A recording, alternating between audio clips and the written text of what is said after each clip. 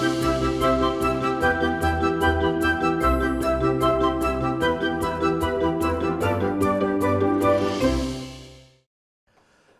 Hello money 9 मेरा सवाल है में आपका बहुत बहुत स्वागत है। मैं हूं आपके साथ संदीप ग्रोवर। आज मार्केट्स आप देखिए, भले ही छुट्टियों का माहौल चल रहा है, नए साल की तैयारी हो रही है, लेकिन बाजार इससे एकदम बेफिक्र। आप देखिए लगातार नए रिकॉर्ड हाई छूता हुआ।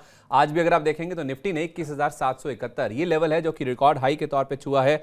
72,400 का आंकड़ा आज सेंसेक्स ने पार किया है और जहां तक बैंक निफ्टी की बात है तो 48,600 ये लेवल भी पार होता हुआ दिखा है। तो तीनों इंडाइसिस अगर आप देखें तो रिकॉर्ड हाइस आज तीनों इंडाइसिस ने एक साथ लगाए हैं, क्योंकि ग्लोबल मार्केट से संकेत बहुत अच्छे हैं। डाउ नए रिकॉर्ड ऊंचाई पे बंद हुआ था, 2 दिन में करीब 350 अंक उछला है।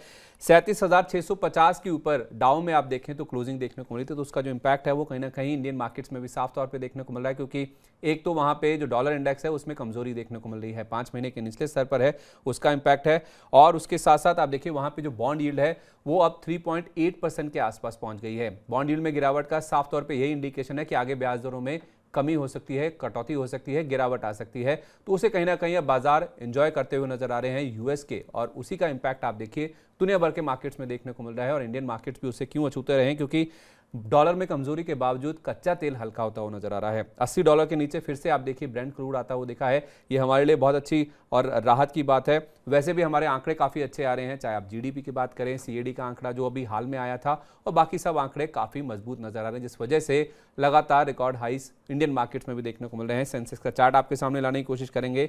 72,406.75 ये वो आंकड़ा है जो कि आज सेंसेक्स ने रिकॉर्ड ऊंचाई के तौर पे छुआ है। तो अब यहां से किस तरह से अब मार्केट परफॉर्म करते हुए नजर आएंगे, आपकी रणनीति क्या होनी चाहिए? जो रिकॉर्ड ऊंचाई पे मार्केट पहुंचा है, अब यहां से मुनाफा वसूल करना चाहिए या हम 22,000 की ओर बढ़ते हुए नजर आ रहे हैं? ये कुछ सवाल हैं जिनके जवाब आज हम आपको देने की कोशिश करेंगे। आज वायदा बाजार की एक्सपायरी भी है, साल की आखिरी एक्सपायरी है, तो उस लिहाज से आपको कैसे रणनीति बनानी चाहिए? तेल, गैस, सरकारी, मेटल, एनर्जी, ये कुछ ऐसे सेक्टर्स जहां पे दमदार एक्शन देखने को मिल रहा है। तो अब इन सेक्टर्स में आपको क्या करना चाहिए?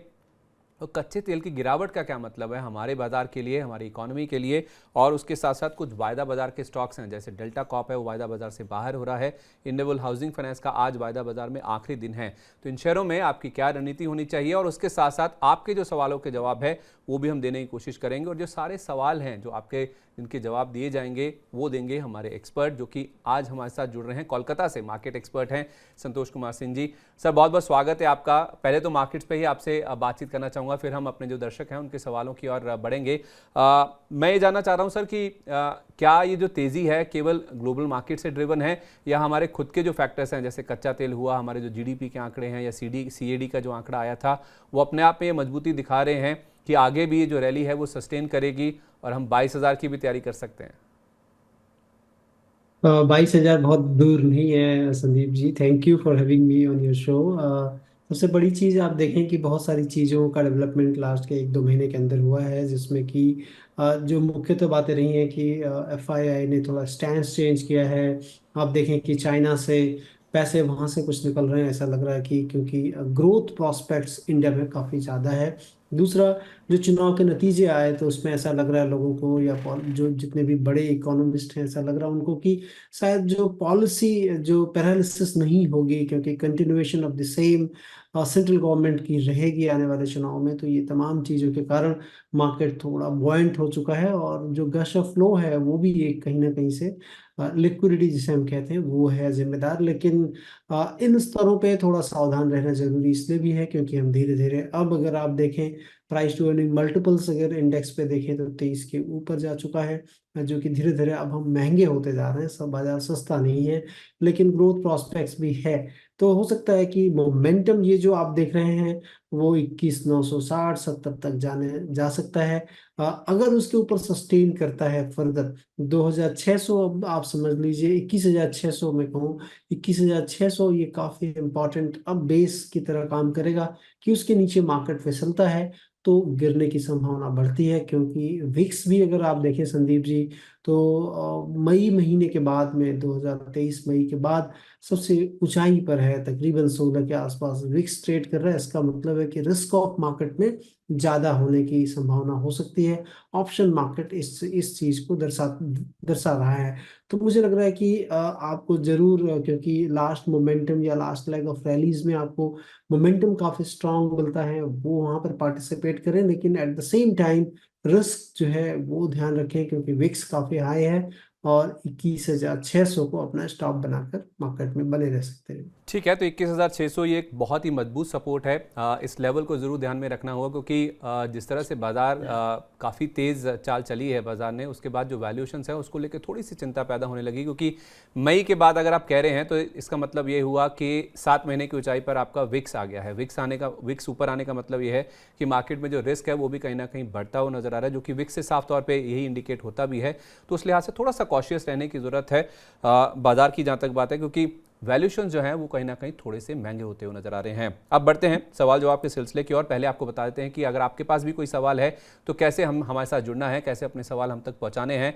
आप हमारा नंबर जल्दी से नोट कर लीजिए, आपकी स्क्रीन के ऊपर आ जाएगा 9311121874। आप चाहें तो अपने सवाल हमें व्हाट्सएप के जरिए मैसेज करके भी भेज सकते हैं। आप चाहें तो इस फोन लाइन के जरिए हमारे साथ जुड़ भी सकते हैं। हमारे सवाल आप हमसे बात करके भी हम तक पहुंचा सकते हैं। ट्विटर, फेसबुक, यूट्यूब, ये बाकी जो सोशल मीडिया के माध्यम है उनके ज़रिए भी आप चाहें तो अपने सवाल हम तक पहुंचा सकते हैं। आप चाहें तो अपना सवाल हमें ईमेल के ज़रिए भी पहुंचा सकते हैं। आपके सारे सवालों के जवाब देने की कोशिश करेंगे। इनफैक्ट मेरे सामने यूट्यूब का पेज खुला है सर, बहुत सारे दर्शक हमारे साथ पहले ही जुड़ चुके हैं और कई सारे सवाल हमारे पास आ भी चुके हैं। हमारे एक दर्शक हैं लियो ऑगस्टस, JSW इंफ्रा, इसके ऊपर उनका सवाल है और वो जानना चाहते हैं कि 2017 की उनकी बाइंग है, फंडामेंटली अच्छा लग रहा है, क्या टारगेट्स होने चाहिए? अगर 6 से 8 महीने की बात है तो ये शायद बाइंग करना चाहते हैं, ऐसा इंडिकेशन मिल रहा है उनके सवाल से। तो JSW इंफ्रा ये 210 रुपये की बात कर रहे हैं, लेकिन आज गिरा है 11 रुपये के आसपास इनफैक्ट स्टॉक अवेलेबल है। क्या करना चाहिए सर, जिसका 6 से 8 महीने का नज़रिया है? JSW इंफ्रा में आप खरीदारी करने की राय देंगे इन लेवल्स पे? डेफिनेटली आपको सोचना चाहिए, क्योंकि आप अगर देखें इंडिया में जो पोर्ट मार्केट है वो उसमें समझिए डुओपोली मार्केट है। एक तो अडानी पोर्ट्स जो है वो काफ़ी बड़ी एंटिटी है इस क्षेत्र में, और दूसरा जो है JSW ग्रुप की ये कंपनी है, अच्छे पेरेंट है। उनके पेरेंट के खिलाफ कुछ केसेस आए थे जो कि पर्सनली थे, जिसके बाद हमने देखा कि JSW ग्रुप के सारे स्टॉक्स में गिरावट देखने को मिली है और सिमिलरली इस स्टॉक में भी मिला है। मुझे लग रहा है कि जिस तरह से इंडिया में जो मेक इन इंडिया का जो उद्यम है सरकार का, उसके कारण हमारे यहाँ इंपोर्ट और एक्सपोर्ट की चीज़ें बढ़ेंगी और उससे पोर्ट पर आवागमन जो है वो काफ़ी ज़्यादा बढ़ेगा और उसका लाभ इन कंपनियों को होगा। और मुझे लगता है कि आने वाले टाइम पे, और अभी फिलहाल में अगर आप देखें 8 से 9 पोर्ट के करीब इंडिया में ये ऑपरेट करते हैं और इन पोर्ट्स पे आवागमन काफ़ी बढ़ने की उम्मीद है, क्योंकि इंडिया तीसरी सबसे बड़ी अर्थव्यवस्था होने की तरफ जो है सरकार काफ़ी जो है उद्यमशील है उस पर। तो मुझे लगता है कि ऐसी कंपनियां जो कि इंफ्रास्ट्रक्चर में हैं वहां पर आपको डेफिनेटली सोचना चाहिए, थोड़ा थोड़ा कर कर आपको जरूर लेना चाहिए। ओके, तो धीरे धीरे करके आपको ज़रूर इस स्टॉक में खरीदारी करनी चाहिए। राय फिलहाल निकल के आपके लिए सामने आ रही है लियो जी। मार्केट इस बीच आप देखिए तो सेंचुरी लगा चुका है। निफ्टी में आप देखेंगे तो 100 पॉइंट्स के गेन है। ट्रिपल सेंचुरी आपको निफ्टी बैंक लगाता हुआ नजर आएगा 300 अंकों के गेंस के साथ। 48,575 के आसपास फिलहाल आपको बैंक निफ्टी में कारोबार करता हुआ दिखेगा। लेकिन सर जो सरकारी स्टॉक्स हैं, जो PSU स्टॉक्स हैं, उनमें दमदार एक्शन देखने को मिल रहा है। जो अगला सवाल है इनफैक्ट वो एक PSU स्पेस की कंपनी है। हमारे एक दर्शक हैं नंदलाल महिया जी, गुड आफ्टरनून बोल रहे हैं आपको भी और मुझे भी, तो बहुत बहुत स्वागत है नंदलाल जी आपका। तो उनका जो सवाल है सर वो NLC इंडिया पे है। वो कह रहे हैं कि उन्होंने 100 शेयर खरीदे हुए हैं NLC इंडिया के, 240 रुपये का भाव है। और सबसे अच्छी बात जो उनके सवाल में मुझे लगी वो है उनका पर्सपेक्टिव। सर वो कह रहे हैं कि वो उस शेयर को 10 साल के लिए होल्ड कर सकते हैं। 10 साल का नज़रिया होना या उसको होल्ड कर पाना, इतना पेशेंस होना, ये अपने आप में काफ़ी बड़ी बात है, जो कि हर एक निवेशक में होनी भी चाहिए। क्योंकि अगर आपको मल्टी पे अगर कोई शेयर चुनना है या आपको बहुत सारा पैसा बनाना है, वेल्थ क्रिएशन करना है, तो आपका जो होल्डिंग पीरियड है वो डेफिनेटली लंबा होना चाहिए। जैसे कि ये हमारे दर्शक हैं नन्नाल जी, उनका 240 पे इन्होंने खरीदा सर, लेकिन NLC इंडिया अभी 252 रुपये के आसपास ट्रेड कर रहा है। बहुत तेज चाल इस स्टॉक ने चली है। अगर आप पिछले 6 महीने के रिटर्न देखें तो 2 गुना से ज़्यादा, इनफैक्ट 3 गुना के आसपास के जो रिटर्न है स्टॉक ऑलरेडी डिलीवर कर चुका है। कहाँ ये 100 रुपये के आसपास हुआ करता था, अब ये 252 रुपये के आसपास पहुंचता हुआ नजर आ रहा है। पावर एज अ स्पेस या सरकारी शेयरों में हमने देखा बहुत अच्छा एक्शन देखने को मिला है। तो 240 पे इन्होंने लिया है पूरी रैली होने के बाद। अब इनका 10 साल का नजरिया है, क्या राय होगी सर? देखिए, बहुत मूलभूत परिवर्तन पूरे सेक्टर में देखने को मिला है संदीप जी। अगर आप गौर से देखें कि कुछ दिनों पहले जो जो भारत का स्टैंड था यूएन में कि वो जो है बहुत ज़्यादा जो है ग्रीन एनर्जी की तरफ अब थोड़ा कम झुकाव करेंगे, क्योंकि सरकार को इस चीज़ का अंदेशा है कि हमारी जो एनर्जी रिक्वायरमेंट एटलीस्ट जिस तरह से ग्रोथ रेट है उसमें बहुत ज़्यादा है और हम रिन्यूएबल पर बहुत जल्दी शिफ्ट नहीं हो पाएंगे। और यही कारण रहा है कि वो कह रहे हैं कि हम थर्मल से की तरफ जो है एक्सपेंशन करेंगे और उसकी जो है कुछ दिनों तक शायद पोल्यूशन थोड़ा और करेंगे, जो कि बर्दाश्त होगा इनको। और अपने फ्रेमवर्क में उन्होंने इस चीज़ को रखा है। और यही कारण रहा है कि अगर आप देखें कोल इंडिया जैसे शेयर्स और नेवली लिग्नाइट, जो कि इनको जलाने से थोड़ा सा पोल्यूशन डेफिनेटली होता है, लेकिन जो सरकार कह रही है कि आने वाले दिनों में तो 3 गुना तो कर देंगे कोल इंडिया के जो है एक्सट्रैक्शन को। तो ये जो सबसे बड़ी चीज़ है, क्योंकि इसका मतलब है कि गवर्नमेंट अभी भी थर्मल को जो है प्रोत्साहन दे रही है, क्योंकि हमारी एनर्जी रिक्वायरमेंट काफ़ी ज़्यादा है और वो रिक्वायरमेंट हमको रिन्यूएबल से तुरंत नहीं आएगी, वो फैसिलिटी आने में हमको टाइम लगेंगे। तो जिसके कारण हमने देखा कि कोल इंडिया भी काफ़ी बढ़ा है। नेवली, चूंकि जो लिग्नाइट होता है वो एक तरह से पैरेलल चीज़ें हैं कि अगर आपको कोयला से एनर्जी का उत्पाद करें या फिर आप लिग्नाइट को भी जलाकर करते हैं, तो मुझे लगता है कि ये एक अमूल परिवर्तन हुआ है पूरे सेक्टर में, जिसके कारण कि इसका लाभ है डेफिनेटली। मुझे लगता है कि एटलीस्ट 10 साल तो नहीं, लेकिन हाँ 1 से 2 साल तक जरूर रख सकते हैं, क्योंकि उसके बाद रिन्यूएबल आने लगेगी। इन कंपनियों का जो है रेलेवेंस तब धीरे धीरे डिप्लीट होगा। तो मुझे लगता है 10 साल तो नहीं, 1 से 2 साल डेफिनेटली आप रख सकते हैं। ठीक है, 10 साल तो नहीं, 1 साल का नज़रिया रखिए आप नंदलाल जी, क्योंकि ट्रांजिशन हो रहा है इस पूरे पावर स्पेस में। जिस तरह से फॉसिल फ्यूल्स के ऊपर फोकस घटाकर अब रीन्यूएबल के ऊपर फोकस शिफ्ट हो रहा है, तो आप 1 साल तो इसको रख सकते हैं, लेकिन इतना लंबा नज़रिया मत रखिए। उसके बाद जब आपको मुनाफा हो तो आप उसे बुक कर सकते हैं। ज़्यादा फोकस होना चाहिए रीन्यूएबल के ऊपर, जो कि अब हम इस पूरे सेक्टर में ट्रांजेक्शन की ओर जाते हुए नज़र आ भी रहे हैं। बहुत सारे दर्शक हैं जो हमारे साथ यूट्यूब पे हमारे साथ जुड़ रहे हैं, लेकिन इस बीच फ़ोन लाइन पे हमारे एक दर्शक हैं सज्जन गोयल जी, वो हमारे साथ मौजूद हैं। सज्जन जी नमस्कार। नमस्कार सर। बताएं सर, कैसे मदद कर सकते हैं आपकी? सर एक मेरे पास MTR टेक्नोलॉजी का शेयर है, 110 शेयर हैं 1010 के लेवल पे 2021 से। 2021 में आपने खरीदा था? हाई IPO लेवल पे है मेरे पास ये 110 तो शेयर आपके मेरे पास को है। ये जानना था कि ये प्रमोटर इसमें लगातार सेलिंग कर रहा है, 50% से 39% पे आ गई है इसकी होल्डिंग। तो क्या इसको बने रहना चाहिए या इसको निकल जाए? जब प्रमोटर नहीं निकल रहा है तो हम क्यों मतलब इसमें बने रहे? कोई कारण नजर नहीं आता। बिल्कुल सही कह रहे हैं सर। आज सुबह ही ये इस शेयर को लेकर खबर आई है कि इनके एक प्रमोटर हैं, उन्होंने अपनी हिस्सेदारी जो है वो कम करी है, लेकिन उसके बावजूद आप देखिए शेयर में इसका किसी भी तरह का कोई इम्पैक्ट नहीं देखने को मिल रहा है। आप देखिए आज भी इस शेयर में करीब 2.25% के आसपास का अपमूव है। 2194 रुपये के आसपास ये स्टॉक ट्रेड कर रहा है और 2197 का इसने हाई लगाया है। हालांकि जो हायर लेवल्स इसने छुए थे 2920 रुपये के आसपास के, वहाँ से स्टॉक अभी भी नीचे है, लेकिन लोअर लेवल से अच्छी खासी रिकवरी भी स्टॉक में देखने को मिल चुकी है, जो हाल फिलहाल इस स्टॉक में करेक्शन हुआ था। तो आपको मेरे हिसाब से तो ऐसी कोई घबराने की बात नहीं। फिर भी एक बार संतोष जी से भी बात कर लेते हैं। सर, ये जो प्रमोटर की सेलिंग हो रही है, धीरे धीरे जो स्टेक बेचा जा रहा है MTAR टेक, जिसे हम लोग एमटार टेक के नाम से भी जानते हैं, कोई चिंता की बात है सर? कैसे रीड करना चाहिए इस खबर को? देखिए, मैंने थोड़ा इतना करीब से नहीं देखा है, लेकिन जिस स्पेस में है कंपनी, मुझे लग रहा है कि वो स्पेस काफ़ी हैपनिंग है और डिफेंस में कंपनी जो है काफ़ी सपोर्ट करती है, क्योंकि इनकी असेंबली लाइंस कुछ चीज़ें हैं वैसी जो कि डिफेंस में है। सबसे पहली चीज़ कि जिस तरह से प्रमोटर घटा है, तो ये एक अमूमन हम देखते हैं कि प्रमोटर की हिस्सेदारी मतलब बिजनेस में उनका विश्वास डेफिनेटली रहना चाहिए। और प्रमोटर देखा जा रहा है कि धीरे धीरे जो है वो तकरीबन 10% की हिस्सेदारी इन्होंने कम किया है, जो कि दर्शाता है कहीं ना कहीं कि उनका जो विश्वास शायद बिजनेस में कम हुआ होगा। एट द सेम टाइम अगर आप देखें तो बिजनेस में थोड़े लोन भी बढ़ रहे हैं, बिजनेस थोड़ा धीरे धीरे एक्सपैंड भी कर रहा है। प्रॉफिटेबिलिटी के लिहाज से भी अगर आप देखें तो मुझे लग रहा है कि स्टेबल है इन दोनों में। लेकिन एट द सेम टाइम थोड़ा महंगा है। डिफेंस वाले सारे स्टॉक हमें थोड़े महंगे दिखते हैं। तो उस लिहाज से डेफिनेटली एक क्वेश्चन मार्क जरूर बनता है जहां पर प्रमोटर जब निकलते हैं। तो अब मुझे लगता है कि और दूसरी कंपनी को आपको देख लेना चाहिए इसी स्पेस में, या फिर सरकारी कंपनियां हैं वहां पर भी आप देख सकते हो। BEL हो, BEML हो, ये तमाम कंपनियां जो है वहां पर भी आप निवेश के लिए सोच सकते हैं।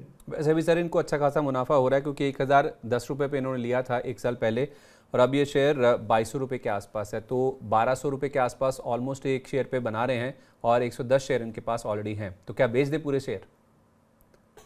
उनको एटलीस्ट पूरे नहीं तो पार्ट जरूर उनको बुक कर लेने चाहिए, क्योंकि एक अच्छा रनअप हुआ है, और एट द सेम टाइम शायद मार्केट में कैश आउट कर रहे हैं प्रमोटर। शायद उनको पता हो कि शायद ये वैल्यूएशन जस्टिफाइड ना हो। ये भी हो सकता है। कई बार प्रमोटर ऐसा भी करते हैं कि बढ़े हुए मार्केट में बेच के जब मार्केट घटता है तो वापस फिर से वो एंटर कर जाते हैं। ये देखना होगा कि वापस वो एंटर करते हैं कि नहीं। लेकिन और ये थोड़ा कीनली और भी देखना होगा। नेक्स्ट टाइम जब हम जुड़ेंगे शायद इस पे और चर्चा करें डिटेल में, जब मैं इसको बारीकी से देखूंगा कि आखिर प्रमोटर की ऐसी कौन सी मजबूरी रही है जिसके कारण कि वो उन्होंने कैश आउट किया है। चलिए ठीक है। फिलहाल सज्जन जी, आपके लिए राय ये है कि आप पार्टली अपना मुनाफा बुक कर लीजिए, और BEL, BEML जैसी जो और डिफेंस स्पेस की कंपनी है जहाँ पे थोड़ा वैल्यूएशन का कंफर्ट है, और ये जो प्रमोटर की सेलिंग नहीं हो रही है वहाँ पे आप चाहें तो स्विच कर सकते हैं। और बाकी जानकारी आपको संतोष जी कह ही रहे हैं, जब वो दोबारा जुड़ेंगे तो स्टॉक को लेकर और भी ज़्यादा डिटेल्स में आपके साथ शेयर करेंगे। तो आप मनी लाइन का जो एक खास प्रोग्राम है उसके साथ हमेशा जुड़े रहिए, देखते रहिए, आपको जो बाकी बची जानकारी है वो भी मिल जाएगी। इस बीच संदीप त्रिपाठी जी हमारे साथ फोन लाइन पे जुड़े हैं। सर नमस्कार, बताइए। सर नमस्कार सर, धन्यवाद सर मेरा क्वेश्चन शामिल करने के लिए। कहाँ से बोल रहे हैं सर आप? सर जबलपुर मध्य प्रदेश से बोल रहा हूँ सर। ओके, बोलिए। सर रेगुलर आपका शो देखता हूँ, मुझे बहुत बढ़िया लगता है, और इसमें कई सारी मेरे डाउट्स भी क्लियर होते हैं। ओके। सर अभी 2 शेयर पे मुझे सर बहुत ज्यादा प्रॉब्लम हो रही, बाकी तो सारे शेयर अच्छे चल रहे हैं मेरे। बताइए। एक IPO लाइटिंग मुझे मिला था सर, IPO में मिला था 285 के भाव पे 732 शेयर थे। तो सर एक्चुअली इसमें न्यूज में कई जगह चल रहा था कि ये डबल ट्रिपल भी हो सकता है, इसका बहुत बढ़िया वो है, कंपनी बहुत बढ़िया है। तो मैंने इसको होल्ड करके रखा। तो 470 पे बेचा नहीं, मैंने सोचा कि आगे बढ़ेगा, लेकिन ये डाउन ही आता जा रहा है सर। और एक अदानी विल्मर मैंने 498 पे 400 शेयर लिए हुए हैं, तो उस पे भी सर मैं परेशान हुए। दोनों शेयर पे मुझे समझ में नहीं आता मैं क्या करूं सर। और लॉन्ग टर्म के लिए मैं रख सकता हूँ, यदि सर मुझे सजेस्ट करेंगे तो मैं लॉन्ग टर्म के लिए भी रख सकता हूँ 4-5 साल तक। ओके, मतलब होल्ड करना आपके लिए कोई ऐसी प्रॉब्लम वाली बात नहीं है आपके पास? हाँ, कोई प्रॉब्लम नहीं है सर। ठीक है। एक तो IQ लाइटिंग और दूसरा है अदानी विल्मर। इन्होंने दोनों ही IQ लाइटिंग इनफैक्ट अभी भी इनके प्राइस के ऊपर है। अदानी विल्मर में इनको दिक्कत हो रही है क्योंकि इनके पास 400 शेयर हैं और 500 रुपये के आसपास की खरीद है। और अदानी विल्मर में एक बार प्राइस चेक कर लेता हूं कि किस भाव पे अभी फ़िलहाल अवेलेबल है, क्योंकि हाल फिलहाल हमने देखा है कि स्टॉक में काफ़ी ज़्यादा करेक्शन हुआ था। 355 रुपये के आसपास फिलहाल स्टॉक अवेलेबल है, और इनका जो खरीद का लेवल है वो 500 रुपये का है। संतोष सर, IQ लाइटिंग इनके पास 285 रुपये की खरीद का भाव है, अभी 323 रुपये के आसपास स्टॉक ट्रेड कर रहा है।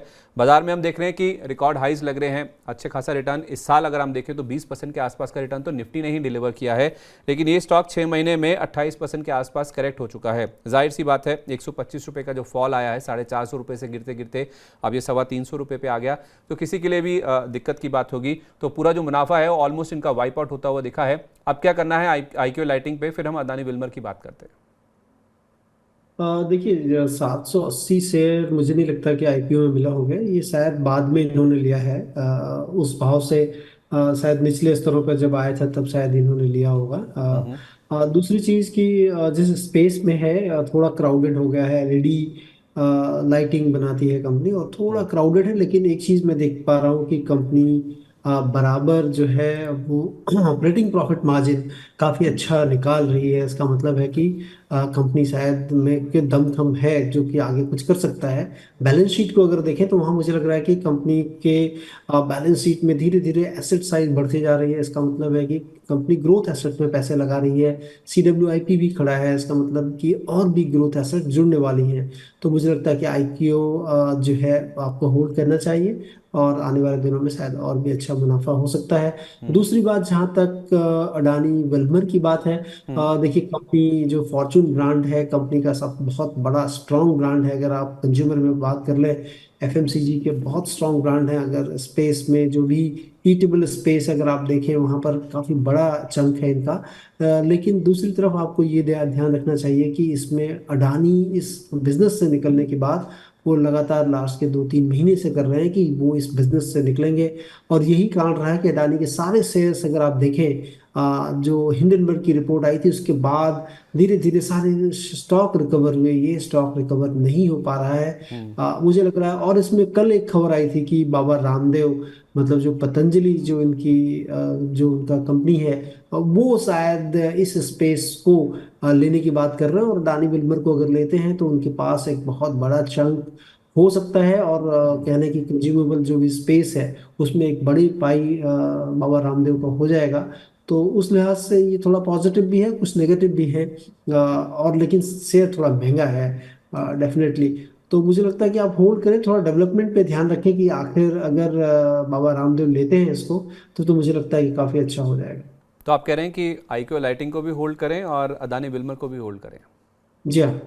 चलिए ठीक है, तो आपके लिए संदीप जी राय ये निकल के आई है कि आपको दोनों शेयर्स को होल्ड करना है। आईक्यू लाइटिंग भले ही आपको अभी भी मुनाफा हो रहा है इसमें, आप इसे होल्ड कीजिए। और अदानी विल्मर में जो डेवलपमेंट्स हो रहे हैं, जो खबरें आ रही हैं, उसको आप ध्यान में रखिए। अगर यहाँ पे कुछ आउटफ्लो होता है, यानी कि अदानी समूह यहाँ से निकलता है और कोई नया बायर आता है, तो हो सकता है यहाँ पे कुछ एक्शन बनता है वो दिखे, तो आप हायर लेवल्स पे चाहें तो फिर इस स्टॉक से एग्जिट कर सकते हैं। ये राय फिलहाल आपके लिए निकल के सामने आ रही है। अभिजीत जी हमारे साथ इस बीच फ़ोन लाइन पे मौजूद हैं। अभिजीत जी नमस्कार, बताइए कहाँ से बोल रहे हैं आप? नमस्कार, मैं कोलकाता से बोल रहा हूँ। बोलिए सर। कोलकाता से। तो हमारे साथ आज हमारे गेस्ट भी हैं Santosh ji. Good afternoon sir. मेरा हैप्पी फोर्जिंग और आजाद इंजीनियरिंग दोनों का वो आईपीओ नहीं लगा था, तो फ्रेश बाइंग कौन सा रेंज में करना है? ठीक है, हैप्पी फोर्जिंग और आज़ाद इंजीनियरिंग। इनफैक्ट अभिजीत जी अगर आप थोड़ा सा वेट कर ले, अगर हम इसका जवाब हमारा जो आईपीओ से रिलेटेड खास सेगमेंट है उसमें दे दें तो शायद कोई परेशानी की बात नहीं होगी। जैसे आप कहें, इजाज़त देता हूँ। ठीक है, ठीक है, ठीक है, ठीक है। तो मैं ये सवाल आपका नोट कर लेता हूँ अभिजीत जी। अब हम आईपीओ सेगमेंट की ओर बढ़ेंगे तो मैं याद रखूंगा संतोष जी से, उस सेगमेंट में मैं आपका ये सवाल ले लूंगा कि आपको हैप्पी फोर्जिंग्स और आज़ाद इंजीनियरिंग दोनों के आईपीओ का अलॉटमेंट नहीं हुआ है। अब लिस्टिंग होने के बाद जिस तरह का एक्शन इन स्टॉक्स में हो चुका है, क्या इन दोनों में से किसी एक में खरीदारी की जा सकती है? अगर हाँ तो कौन सा स्टॉक है और किन लेवल्स पे? इसका जवाब हम आपको आईपीओ वाले सेगमेंट में देंगे। अभिजीत जी बहुत बहुत धन्यवाद, आप हमारे साथ जुड़े। लेकिन आप हमारे साथ बने रहिए, कार्यक्रम देखते रहिए, आपका सवाल का जवाब आपको मिल जाएगा। इस बीच एक हमारे दर्शक हैं मनमोद कुमार मिश्रा जी, उन्होंने अपना सवाल हमें फेसबुक हमारे यूट्यूब पेज पर भेजा है। फ्यूजन माइक्रो फाइनेंस सर, ये स्टॉक है जिसमें वो इन्वेस्ट करना चाहते हैं। वो जानना चाहते हैं कि इसका बाइंग प्राइस क्या होना चाहिए, अगर वो इसमें एंटर करते हैं तो इसका टारगेट क्या होगा। बेसिकली वो मन बना चुके हैं इसे खरीदने का, वो आपसे राय लेना चाहते हैं कि इसमें एंटर करें, अगर हाँ तो फिर टारगेट क्या होगा? देखिए, माइक्रो फाइनेंस जो है, आपको इस चीज़ को ध्यान रखना है कि ये थोड़ा सा रिस्कियर बिजनेस होते हैं। तो बिजनेस एज सच आप समझें कि माइक्रो फाइनेंस मतलब ये कंपनियां उन लोगों को लोन देती हैं जिनकी जो है लोन पेइंग कैपेसिटी रिलेटिव होती है और बैंक्स उनको लोन नहीं देते हैं। और ऐसे लोगों को जब लोन देती है कंपनियां, तो वहां पर इनकी जो मार्जिन है वो काफ़ी बड़ी होती है, जिसे हम नेट इंटरेस्ट मार्जिन कहते हैं। वो 8 से लेकर 12 तक जो है हुबर करती है, डिपेंडिंग ऑन दी कंपनीज। तो कंपनीज किस जगह पे वो लोन दे रहे हैं और कैसी लोन रिपेइंग कैपेसिटी है, तो इस चीज़ को समझे। और ऐसे में पैसा भी काफ़ी बनता है। इकोनॉमिक साइकिल जब अच्छे होते हैं तो आपको काफ़ी अच्छे पैसे बनते हैं। और कभी भी किसी भी तरह से कोविड जैसी सिचुएशंस हो या कोई भी डिसरप्शंस इन इकोनॉमीज हो, तो ये कंपनियां उतनी अच्छी नहीं करती हैं, क्योंकि इकोनॉमी अच्छी नहीं करेगी तो जो लोअर तबके के लोग हैं, रेडी पटरी वाले, आप कह लें सब्जी वाले, ठेले वाले, ये लोग जो है उनको पैसा कम मिलता है और वो कम फिर पे करते हैं। इनका एनपी थोड़ा बढ़ता है, वो रिस्क होता है। ये कंपनी अदर देन, अगर आप पूरी कंपनी को देख लें जो कि इस स्पेस में है, रिलेटिवली जो है वैल्यूएशंस इसके कम है। मुझे लगता है कि इस स्टॉक में 550 से लेकर 450 के बीच में धीरे धीरे धीरे आपको 100 रुपए का रेंज है, वहाँ पर आपको एक्यूमुलेट करना चाहिए। अच्छा स्टॉक है और ग्रोथ भी काफ़ी अच्छी, मैं देख रहा हूँ कि लास्ट के 2-3 सालों में अच्छी रही है, जिसके कारण और एक कंसोलिडेशन दिख रहा है। लास्ट के 3 क्वार्टर की ग्रोथ अगर देख लें तो नहीं रहा है, लेकिन ईयर ऑन ईयर बेसिस पे ग्रोथ रही है और 3 क्वार्टर में कंसोलिडेशन देखने को मिला, जिसके कारण कि हम देख रहे हैं कि स्टॉक परफॉर्म नहीं कर रहा है, क्योंकि इनका जो है 2 टाइम्स जो है मोर देन 2 टाइम्स जो है अपने बुक वैल्यू पे ट्रेड हो रहा है, और रिटर्न ऑन इक्विटी कह लें, ये सब काफ़ी सुपीरियर है। मुझे लगता है कि 100 का बैंड बनाएं, धीरे धीरे अगर नीचे आता है तो आप एक्यूमुलेट कर सकते हैं। ओके, तो फ्यूजन माइक्रो में एक रेंज है 550 रुपये से लेकर नीचे की और 450 रुपये। इस 100 रुपये की रेंज में आप जो बाइंग है वो कर सकते हैं। यहाँ पे आपको अच्छा मुनाफा हो सकता है, आपको थोड़ा सा लंबा होराइजन लेके चलना होगा। अंजना जी हमारे साथ हमारे यूट्यूब चैनल पे जुड़ी हैं।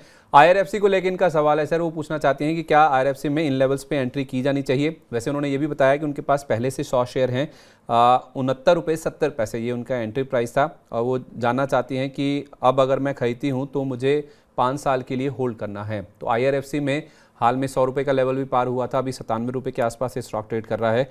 जिसके पास पहले से 69 का है, क्या वो 97 रुपये पे अभी खरीद ले दोबारा? एक चीज़ आप ध्यान रखें कि मुझे जिस तरह से IRFC को हम वैल्यू कर रहे हैं, almost 3 times of its book value है। कंपनी एक तरह से कह लें कि भारत सरकार की जो मिनिस्ट्री ऑफ रेलवे है उनके लिए फंड जुगाड़ करती है, एक तरह से बैंकर टू दी कह लें कि जो मिनिस्ट्री ऑफ रेलवे को है।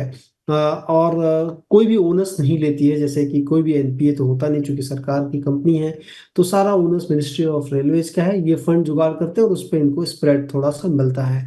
ये इनका बिजनेस मॉडल है। बहुत 50 के करीब शायद एम्प्लॉय हैं टोटल कंपनी में। और मुझे लगता है कि वैल्यूएशन थोड़ा एग्जूबरेंटली हाई है, क्योंकि मार्केट कंडीशंस या मार्केट काफी बुलिश है। तो मैं नहीं कहूँगा कि आपको यहाँ पर निवेश की सोचनी चाहिए। मोमेंटम चूंकि काफी स्ट्रांग है तो आप जो है ट्रेडिंग जरूर इसमें कर सकते हैं, और ट्रेडिंग करने के लिए आपको यहाँ से तकरीबन 5 to 7% का ही स्टॉप लॉस रख के ट्रेडिंग करें। निवेश की सलाह मैं इन स्तरों पे तो नहीं देता हूँ। तो मुनाफा बुक कर लेना चाहिए सर? अगर इनके पास है तो मैं कहूँगा कि वहाँ पर आपको एक प्रोटेक्टिव स्टॉप लॉस लगाएं। तकरीबन जो है 93 के नीचे का एक स्टॉप लॉस लगाकर आप जो है बने रह सकते हैं। ठीक है, तो अंजना जी आप होल्ड कीजिए।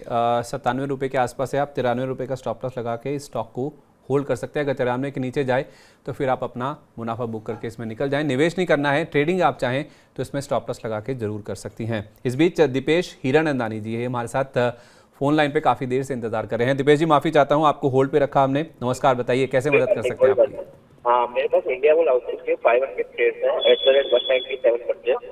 मैं मैक्सिमम 2 से 3 साल के लिए होल्ड कर सकता हूँ, उससे ज्यादा मैं होल्ड नहीं कर सकता। अब क्या करना चाहिए आप बताइए, होल्ड करना चाहिए या नहीं, इसके लिए मैंने कॉल किया था। ओके, तो आपने 197 रुपये पे लिए हैं, तो ये भाव दोबारा से आ चुका है। एक बार तो ये नीचे 100 रुपये के नीचे भी चला गया था।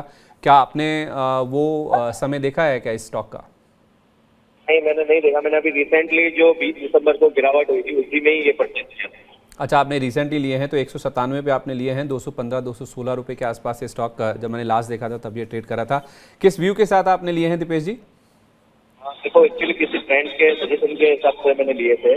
उन्होंने कहा कि अगर आप 2 से 3 साल के लिए एफडी करोगे इससे अच्छा ये बेहतर है, इसीलिए मैंने ये लिए।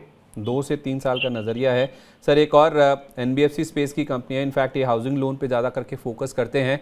क्या राय होगी सर? इनके प्रमोटर्स जब बदले थे तो उसके बाद ऐसा माना जा रहा था कि काफ़ी बड़ा यहाँ पे एक्शन देखने को मिलेगा, लेकिन उसके विपरीत स्टॉक एकाएक गिरना शुरू हो गया था और नीचे में 100 रुपये के नीचे भी चला गया था। वहाँ से रिकवर होकर 200 रुपये के आसपास हमारे जो दर्शक हैं उन्होंने एंट्री की है।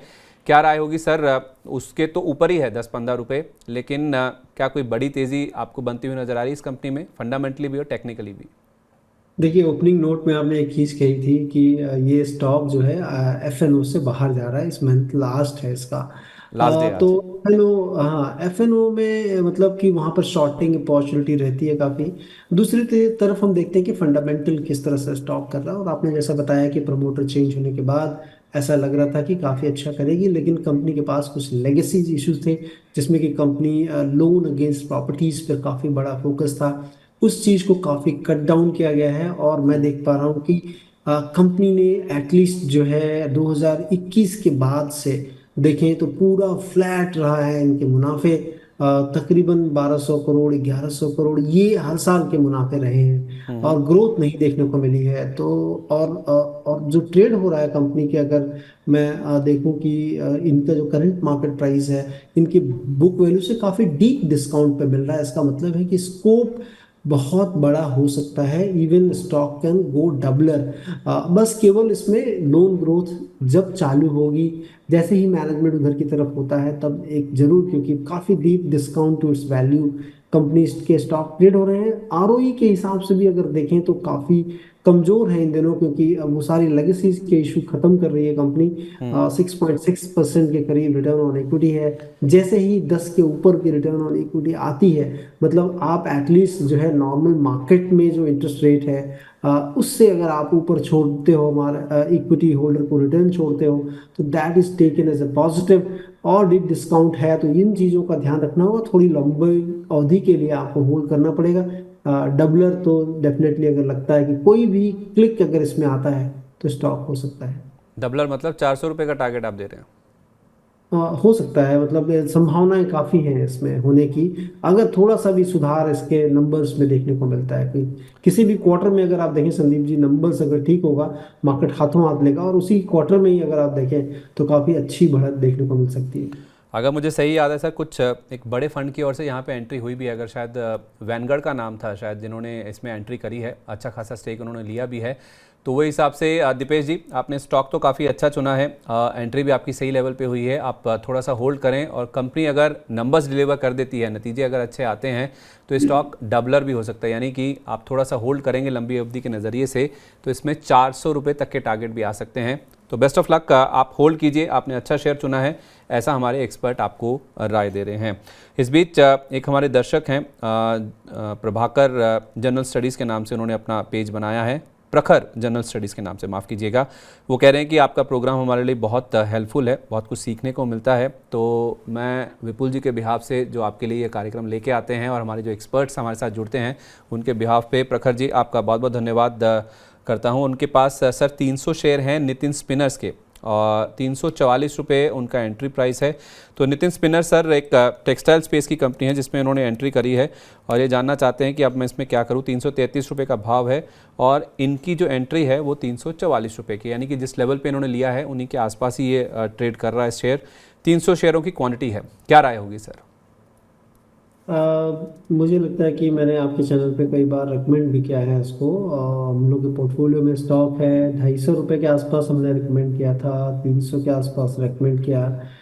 इसका जो मूलभूत रीजन है कि कंपनी जिस तरह से ग्रोथ एसेट्स में पैसे लगा रही है, लगाने की बात कर रही है, तो ग्रोथ एसेट्स मतलब कि केपेक्स काफ़ी बड़ा लाइंड अप है। 50% जितना भी बात कह रहे थे कि लगाने की, वो ऑलरेडी जो है फैसिलिटी जुड़ चुकी है, प्रोडक्शन चालू हो चुके हैं। अब स्टेबलाइज या नॉर्मलाइज होना थोड़ा बाकी है। आने वाले दिनों में और जो है 50% और जुड़ जाएगी। इसका मतलब है कि कंपनी का एक बहुत बड़ा केपेक्स चालू हो जाएगा और उसमें उसकी अर्निंग्स चालू हो जाएंगी।